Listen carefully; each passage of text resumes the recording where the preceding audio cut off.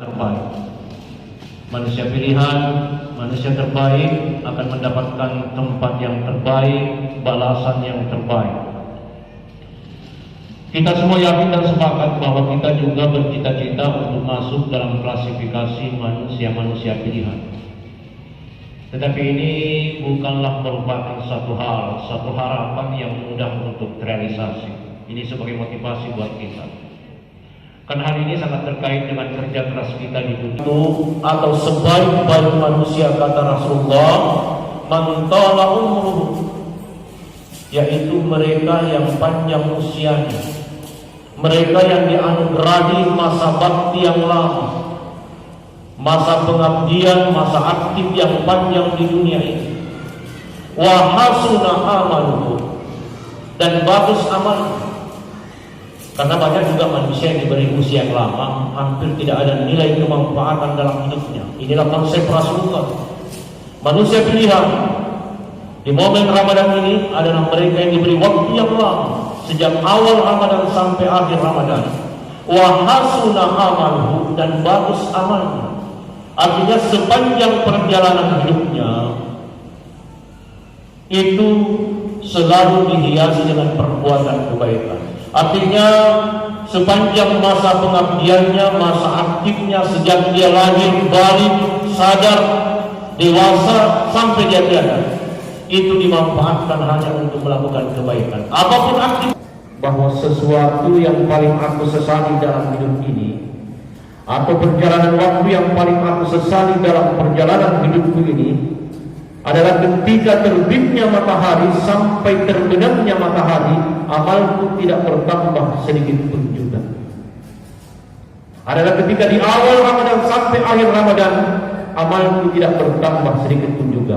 Grafiknya standar, tidak ada perubahan. Sementara aku sadar bahwa usiaku semakin berkurang. Kita bisa mengambil satu kebenaran, bahwasanya dalam melakukan kebaikan itu hampir tidak ada pilihan waktu bagi kita. Kita kadang memilih waktu yang paling tepat, tetapi sesungguhnya tidak ada pilihan waktu bagi kita untuk berbuat kebaikan. Yang ada cuma pilihan amal. Artinya apa? Sejak terbitnya matahari sampai terbenamnya matahari, itulah alokasi waktu kita, itulah ketersediaan waktu kita untuk melakukan kebaikan. Di luar daripada itu kita tidak punya waktu. Mengapa? Karena kedua sisi waktu ini dijaga ketat oleh kematian dan hari kiamat. Tidak ada pilihan waktu bagi kita. Yang ada cuma pilihan amal. Kadang kita memilih waktu yang paling tepat, bahkan terkadang kita melakukan satu perbuatan kebaikan yang seolah nilai perjuangannya sangat tinggi, tetapi sayang sekali Allah menetapkan kadar pahalanya biasa-biasa saja. Karena itu kita harus pandai memilih amal yang paling tepat. Kita yang masih berada di masa pandemi yang berkepanjangan ini, kita harus pandai. Kita harus pandai memilih amalan yang paling tepat. Bukan karena kita banyak tinggal di rumah, membatasi aktivitas di luar rumah, juga membatasi kita dalam melakukan kebaikan. Justru inilah hikmahnya Allah mengkondisikan kita seperti ini, untuk semakin gencar kita melakukan kebaikan. Nah, inilah momen yang sangat tepat. Allah mentakdirkan kita untuk bertemu di bulan suci Ramadan. Semakin gencar kita, semakin kita menggemari perbuatan-perbuatan kebaikan. Tapi catatan, kita harus pandai. Kita harus pandai memilih amal yang paling tepat. Tepat karena apa? Tepat sesuai dengan kemampuan kita, sesuai dengan usia kita, sesuai dengan fisik kita, sesuai dengan kemampuan finansial material kita. Karena itu amal jangan terlalu sering diukur dari kemampuan material. Itu orientasinya salah. Ada banyak potensi dalam diri kita yang harus kita kerahkan dalam melakukan kebaikan. Kita harus pandai memilih amal yang paling tepat.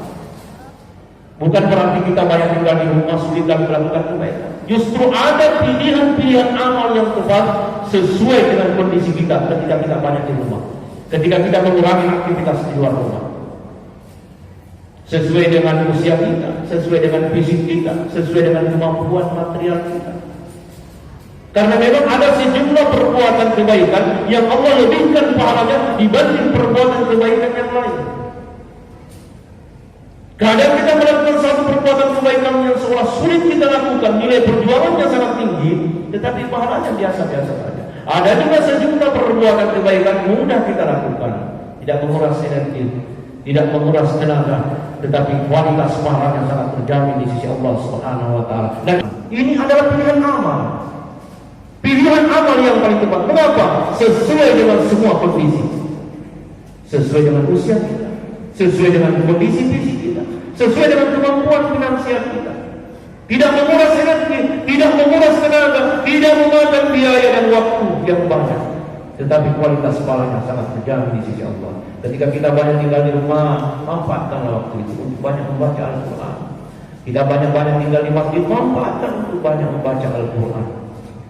Ajak generasi kita, arahkan putra-putri kita, cucu-cucu kita untuk semakin mencintai dan mentadabburi Al-Quran, minimal mampu membaca Al-Quran dari segi huruf hijaiyah. Ini pilihan amal yang paling tepat buat kita. Mengapa tidak menguras energi?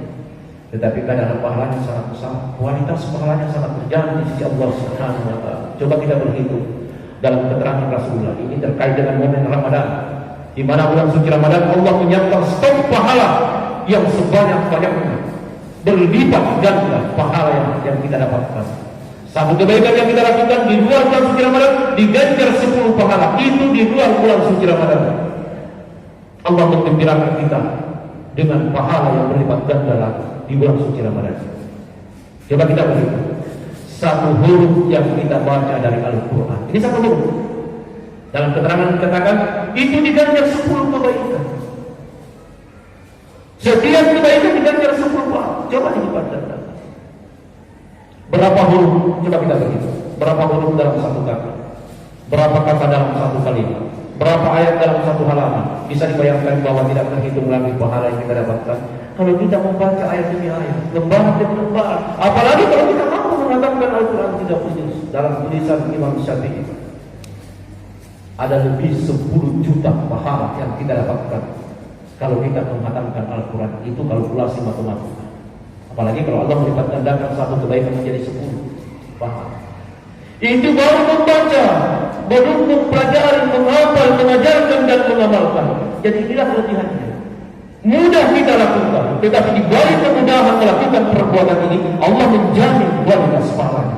Bahkan dalam keterangan lain Rasulullah berkata, Allah mengingatkan, Iqra'ul Quran, bacalah Al-Quran. Kenapa kamu malas membaca Al-Quran? Kenapa kamu malas mengajak putra-putri Anda untuk mempelajari dan mengamalkan Al-Quran? Ketahuilah, wa innahu ya'ti yawmal qiyamah. Ketahuilah, bacaan-bacaan itu akan datang di hari kiamat. Lapas-lapas yang pernah kita ucapkan dari ayat-ayat Al-Quran itu akan datang nanti di hari kiamat. Dia akan menemukan orang yang tepat, tidak akan salah sasaran. Dia akan berkata, Ya Allah, inilah manusia.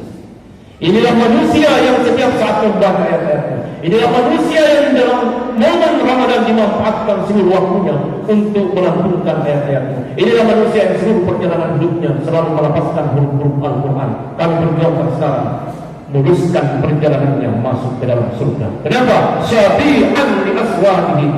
Karena bacaan itu menjadi syafaat, penolong, pembela kita di hari akhirat nanti. Di dunia kita punya banyak pembela.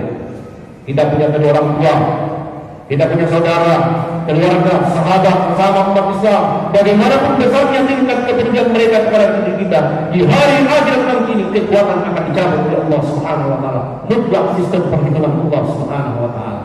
Kenapa? Yauma yafirrul mar'u min akhihi. Ketahuilah, di hari akhirat nanti semua manusia berlari. Semua manusia berlari. Yang mengatakan di dunia saya punya orang tua sangat cinta kepada saya, kedua ibu bapak saya sangat perhatian kepada saya. Ingat, wa ummihi wa abi. Di hari akhirat ibumu bapakmu akan menghindari kamu nanti. Yang mengklaim punya sahabat saudara, wa sahibati wa bani. Sahabatmu juga akan menghindari kamu. Kenapa? Likulli imri'in minhum yawma idzin sya'nun.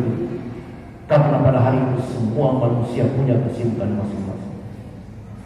Siapa yang datang menghampiri kita?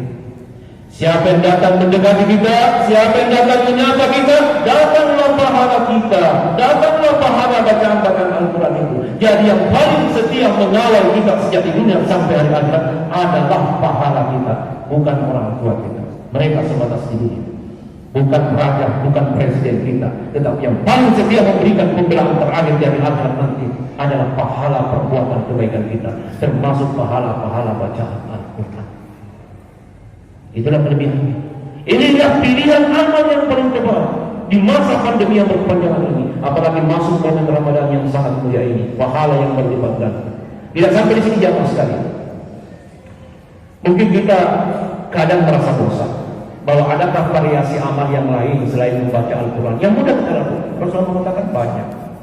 Ada sejumlah perbuatan kebaikan yang Allah berikan pahalanya. Mudah kamu lakukan, tidak susah. Siapa yang mampu melakukannya. Tetapi ingat, di balik kemudahannya, Allah tetap menjamin kualitas pahala. Apa itu wahai Rasulullah? Rasulullah mengatakan, perbanyaklah istighfar. Ini pilihan amal yang paling tepat. Ada manusia yang berasumsi membedakan bahwa amal itu seperti ketika kita mengisi kotak amal masjid. Istighfar itu adalah perkara lain. Harus kita sadar, harus kita yakini bahwa ketika kita mengucapkan satu kalimat istighfar, pada saat itu kita sedang melakukan satu perbuatan kebaikan. Berulang kali kita beristighfar, berarti berulang kali kita melakukan kebaikan. Berapa pahala yang kita dapatkan kalau kita kembali kepada rumus Al-Quran? Man jaa bil hasanah, satu saja kebaikan yang kamu lakukan, falahu asyru amsalihah, kami akan balas 10 kali lipat perbuatan kebaikan.